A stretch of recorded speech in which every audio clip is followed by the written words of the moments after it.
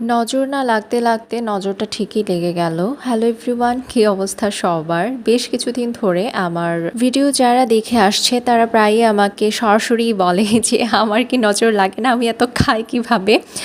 আর আসলে বিষয়টা হচ্ছে কি, সবাই তো খায় কিন্তু যারা ভিডিও করে না তাদের হয়তো দেখানোটা হয় না, বাট আমি ভিডিও করি বলে সবাই সেটা দেখে। তাই বলে যে আমি অনেক বেশি খাই সেটা কিন্তু না। আমার শরীরটা অনেকটাই খারাপ হয়ে গেছে। আমি বেশ কিছুদিন ধরে রাতে ভাত খেতে পারছি না, খুব একটা কিছু খেতেই পারছি না। তো সেই দিন মা বাইরে গিয়েছিল। মা জানে আমি জিলাপি খেতে অনেক বেশি পছন্দ করি। তো সকালবেলা বলতে গেলে সকাল না, এটা অনেকটা দুপুর হয়ে গেছে, আমি ঘুম থেকে উঠেছি মাত্র, আমার শরীরটা এতটাই খারাপ ছিল।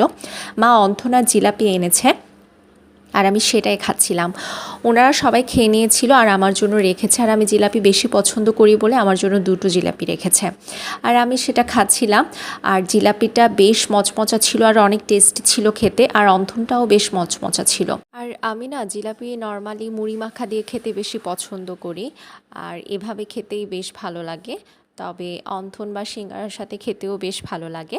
আর ছোটোবেলা থেকে আমি যখনই অসুস্থ থাকি বা আমি জ্বর হয়, সর্দি হয়, আমার মুখে কোনো রুচি থাকে না, কিছু খেতে ইচ্ছে করে না, তখনই মা জিজ্ঞেস করে কী খেতে ইচ্ছে করে না করে।